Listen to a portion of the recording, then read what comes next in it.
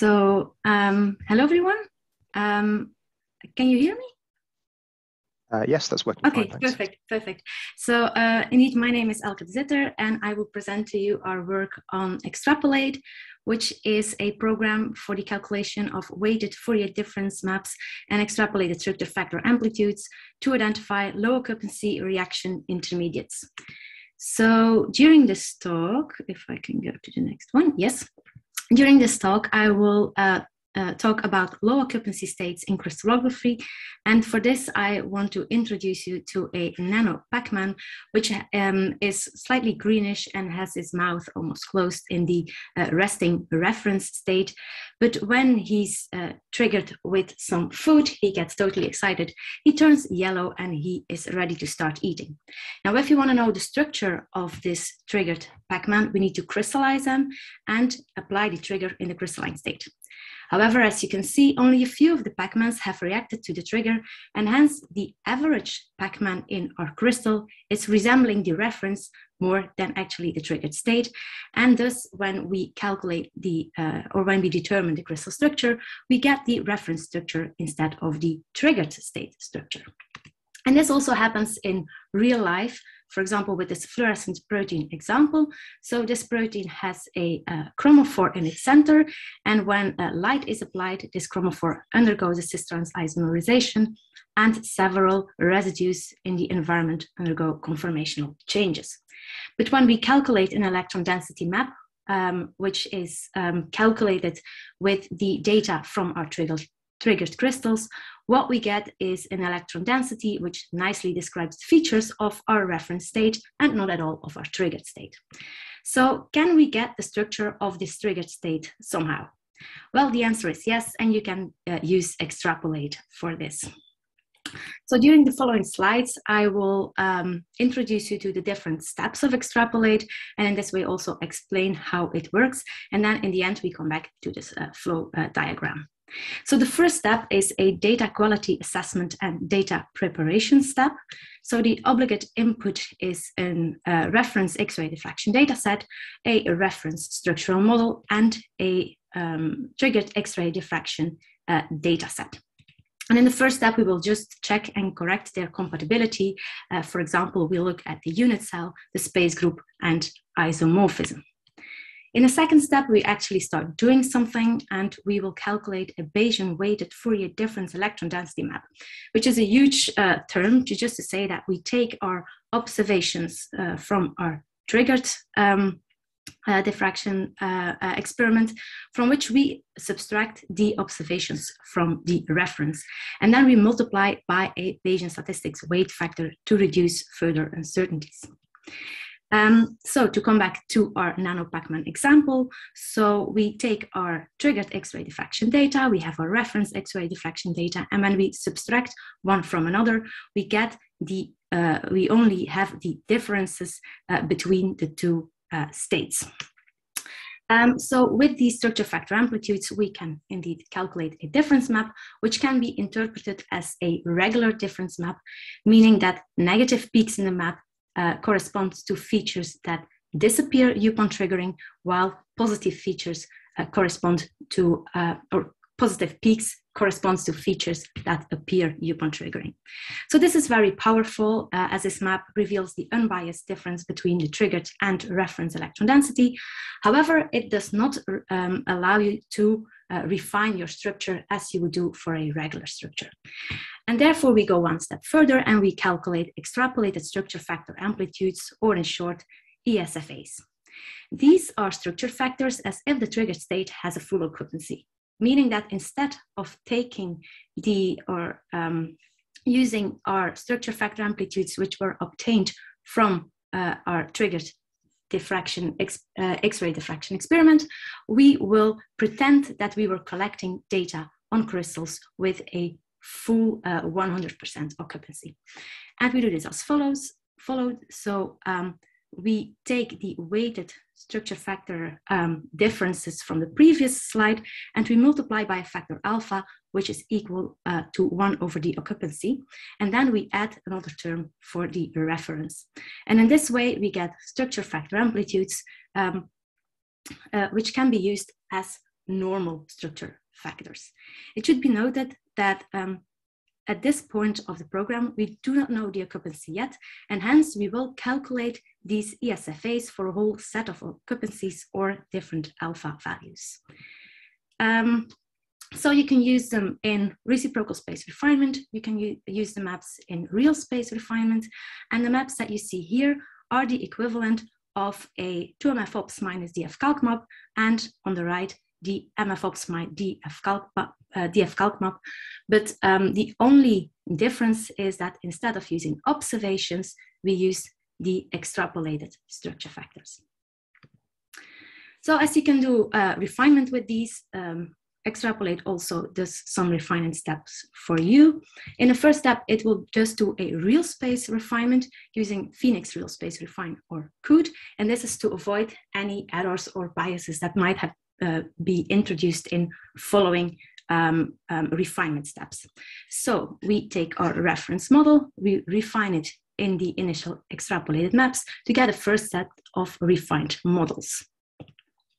Then we do the reciprocal space refinement, where again we take our reference model and we refine it in the structure factors to get refined models and maps again. The reciprocal space refinement can be performed using Phenix refine or RefMac. So these refined models and maps can then be fed in to another round of real space refinement to obtain another set of refined models. So in this way, we obtain a whole bunch of refined models and maps, each calculated using the ESFAs with corresponding to a specific occupancy. But of course, only one of the occupancies is the real occupancy. And that's why in the last step, we need to estimate the occupancy. So recall that to calculate ESFAs, we had this factor alpha, which equals 1 over the occupancy. And if we go back to our Pac-Man example, we had 2 out of 18 Pac-Mans that go into the triggered state. That means an occupancy of 11%, and thus an alpha of 9. However, in practice, the occupancy is unknown and needs to be estimated. And for that, we have 2 different methods in Xtrapol8.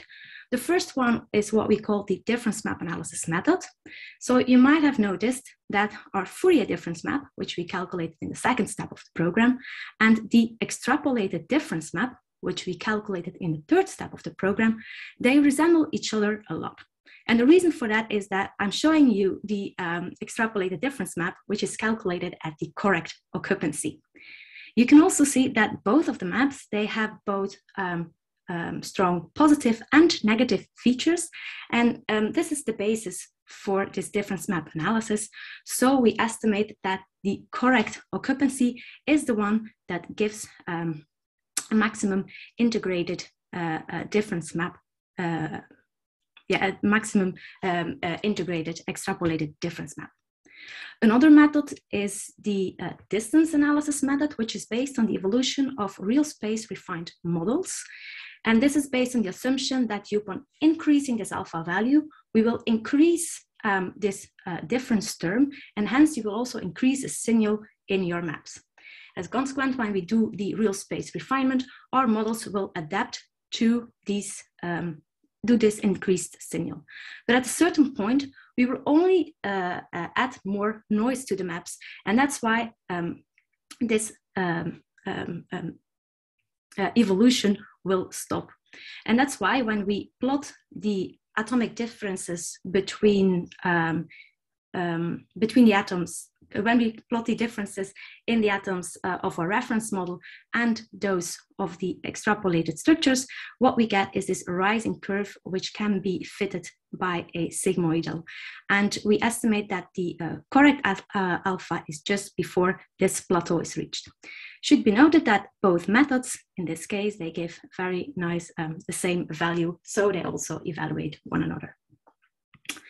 So we just had to look at the different steps in Xtrapol8. So the first one was importing the data and do a data quality assessment. Then we calculated a Fourier difference electron density map and ESFAs, so extrapolated structure factor amplitudes. These maps can then be used in the occupancy estimation based on the difference map analysis. Now, Xtrapol8 has 2 main modes, being the calm and curious mode and the fast and furious mode. And the red steps are shared between both steps. In the calm and curious mode, we will perform the refinements for each of the ESFAs, as I have explained in a few slides before, so that we obtain all the models to do the occupancy estimation using the distance analysis method. In the fast and furious mode, these green steps are omitted and therefore it's much faster, and we will perform refinement only for those ESFAs that are calculated with the occupancy that is estimated by the difference map method. Now, in each of these steps, you have the possibility to alter a lot of parameters. And while that's not so difficult to do via the command line, it's much easier to control using the graphical user interface. So our graphical user interface has a panel for input and output files. It has a panel for the extrapolation, so you can choose the mode of extrapolate, for example, the calm and curious versus the fast and furious. You have different parameters to change, for example, the way you want to weight your Fourier difference map, how you want to calculate your ESFAs, and how you want to treat your negative ESFAs. You also have a panel for refinement. So as I said before, refinement can be done using Phenix programs or CCP4 programs. And we selected a set of parameters that we think are useful to alter when you refine in ESFAs. The output, well, first of all, contains the log file, but also a bunch of useful figures such as the signal to noise ratio or the number of negative ESFAs. Importantly, we also have a button to open your results automatically in Qt. So here are a few examples. So we already saw an example of the fluorescent protein MEOS4B, but here is another example from a time-resolved crystallography experiment that was performed at an XFAL source. So on the left, you see the reference model with the protein atoms in cyan and the ligand atoms in yellow, and this is superposed on the Fourier difference map. You can see that our input model is pretty complicated with a lot of alternative conformations, but that is not an issue for our program. On the right side, you see the triggered state model with the protein atoms in green and the ligand in magenta, which is fitted in the extrapolated electron density map. Extrapolate can also be used for to evaluate radiation damage.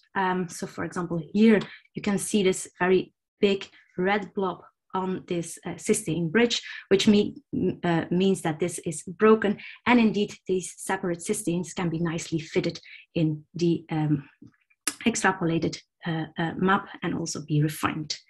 Finally, we were interested if extrapolate can also be used for fragment screening and ligand binding. And so we compared it to the popular and powerful PANDA approach.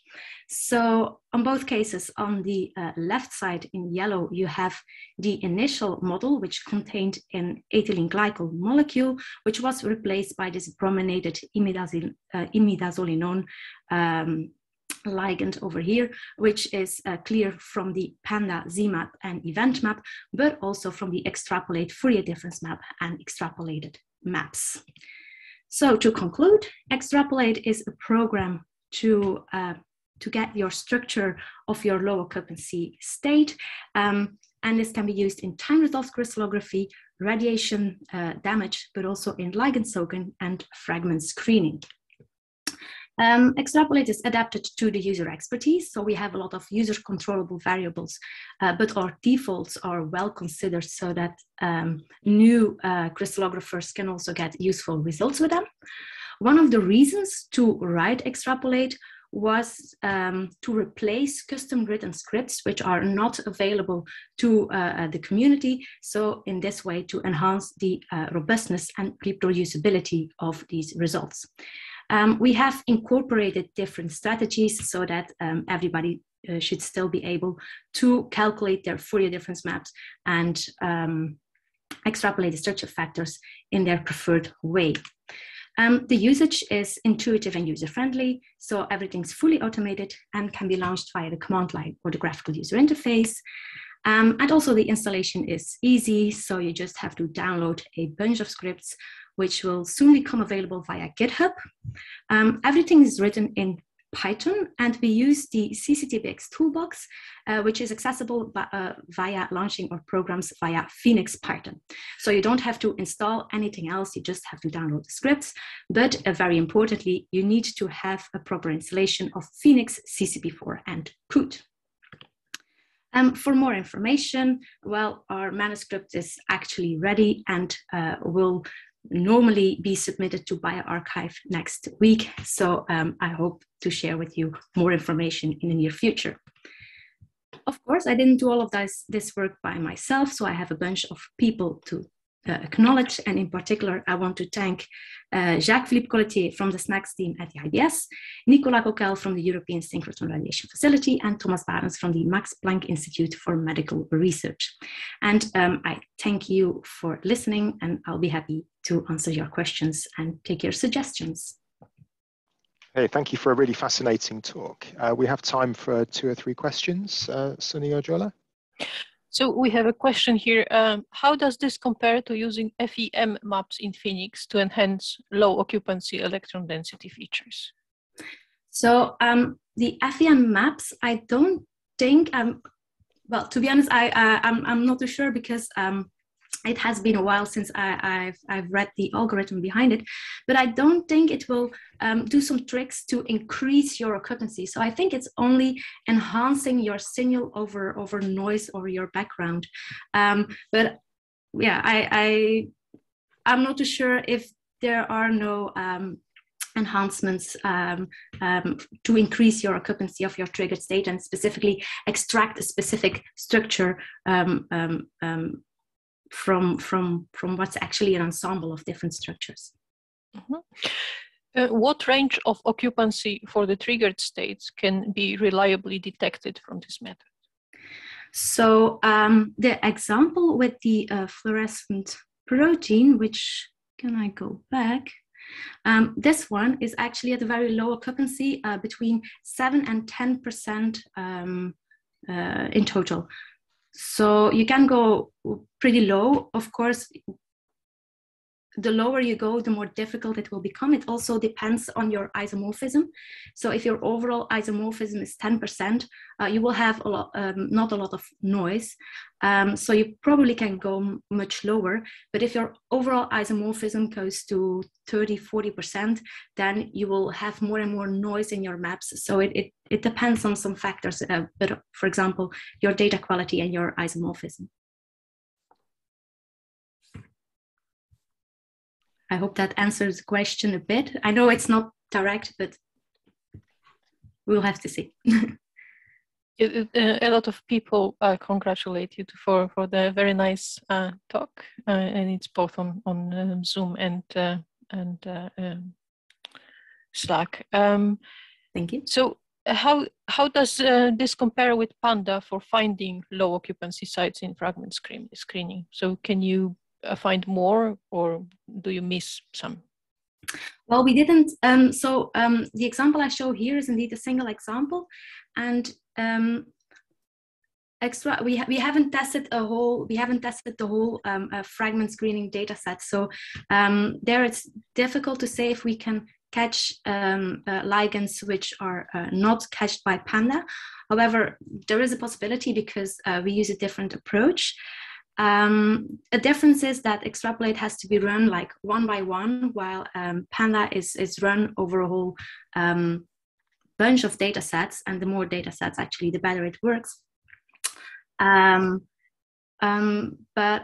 I think something which we can do for the future is like write a version of Xtrapol8 that it also takes a huge bunch of data sets just as Panda does, and compare it directly indeed with number of identified ligands and to see where the differences are. So here we just compared the 2 methods with a specific example which just was chosen from the data set. Fantastic. I think in the interests of time, we'll leave any further questions to be answered in Slack if you can. Yes. So I'd like to thank all of the speakers from today's session. That was really fantastic and interesting. We now have a break.